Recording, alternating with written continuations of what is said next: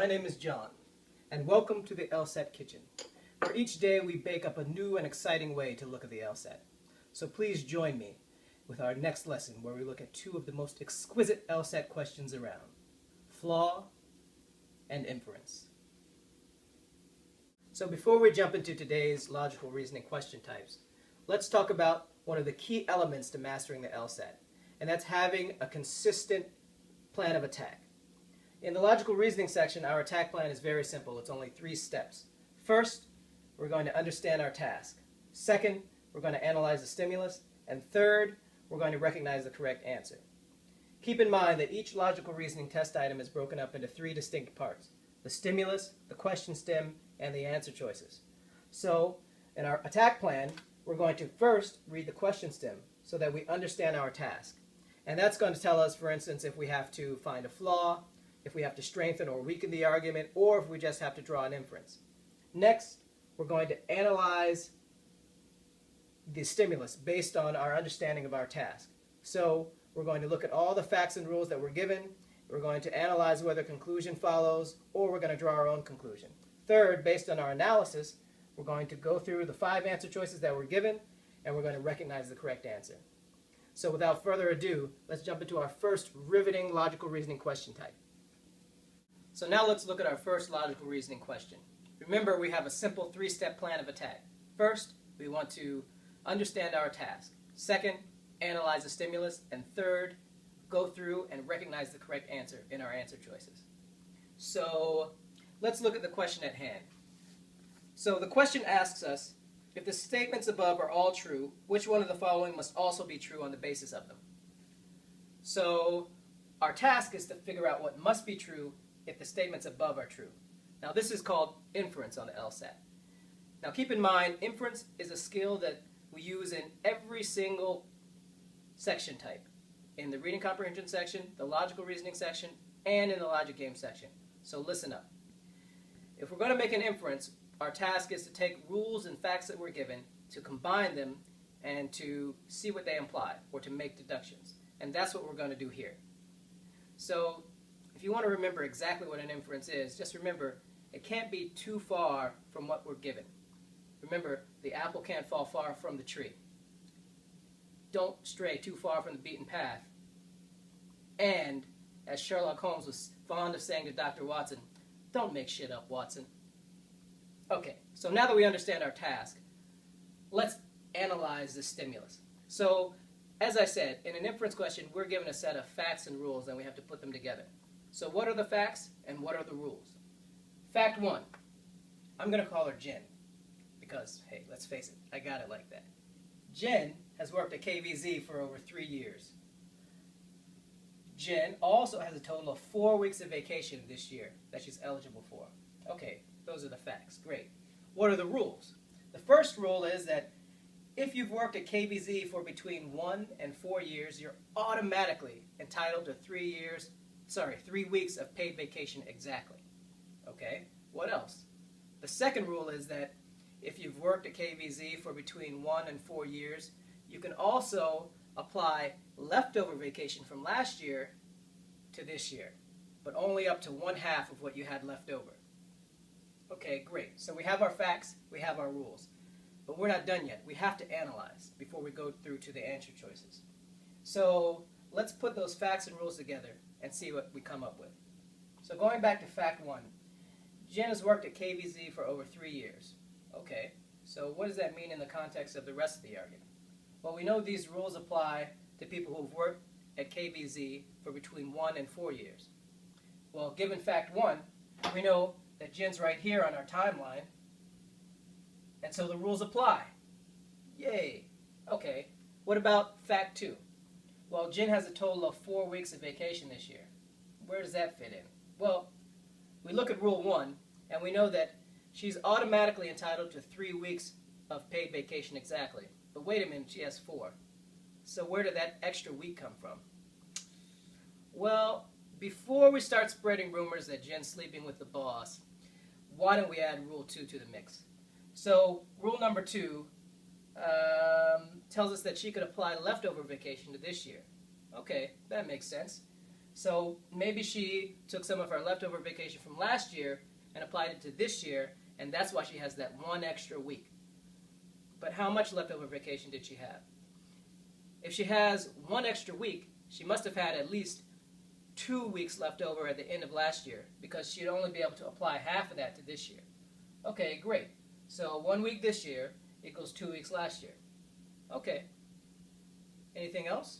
Well, seems like we've done a pretty good job of putting these rules and facts together to give us something that's almost new, but that's very close to what we're given.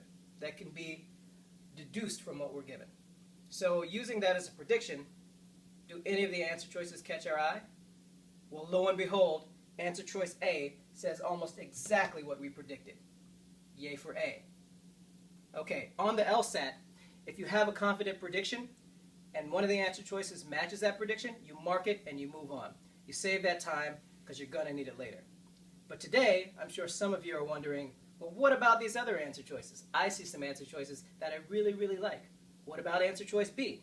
Okay, I'll indulge you, but just today. Answer choice B says that if Jennifer continues to work for KVZ, she'll only have 3 years paid vacation next year. Well, I mean, that sort of makes sense. She's using everything that she's got this year, so she's only going to be entitled to 3 weeks next year. Right? Wrong. Because next year, she's going to be over the 4-year mark. And we don't know anything about people who have worked for KVZ for longer than 4 years. So no, that's not something that must be true. What about answer choice D? Well, answer choice D says that last year, Jennifer only took 1 week of the vacation to which she was entitled. Well, I guess that sort of makes sense, because we know that she had to have 2 weeks left over at the end of last year. So if she only had 3 weeks exactly, she must have only taken 1, right? Wrong. Why? Maybe she had 4 weeks left over last year.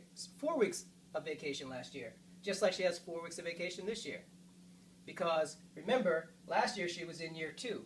She could have carried over some of that vacation from year 1. So if she had 4 years, for example, maybe she used 4 weeks, maybe she used 2 of those weeks and still had 2 left over. So answer choice D is wrong. Sorry. But now you understand why B and D are wrong. If you have questions about any of the other answer choices, please check out your blueprint explanations or see me after class. Okay, now let's take a look at our next logical reasoning question type. Remember, we have a 3-step attack plan. First, we're going to figure out what task we're doing. Second, we're going to analyze the stimulus. Third, we're going to use that analysis to recognize which answer choice is the correct one. Okay, so let's take a look at the question. The reasoning in the argument is most vulnerable to the criticism on the grounds that the argument blank. So basically our task is to identify the most damaging criticism for this argument. So unlike the last question we did, here we're given a full argument. That means we have evidence and conclusion, and we're trying to figure out whether that evidence leads to that conclusion.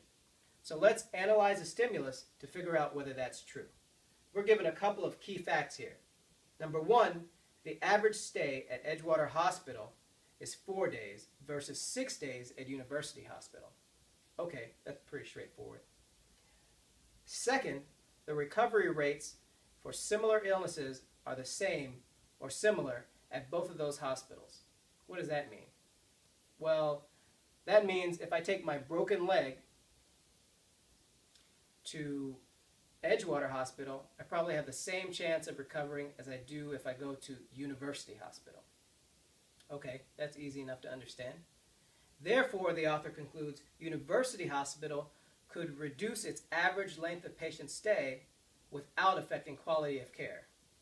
Wait a minute. Quality of care? Where does that come from? It's a totally new concept that's introduced in the conclusion that's not in the evidence. Well, anytime you see a brand new concept in the conclusion that's not talked about in the evidence, that's a big red flag. And so already we can see that this argument is really broken. But unfortunately, that may or may not be the flaw that the answer choices focus on. Remember, an argument can be broken in many different ways, and this one is.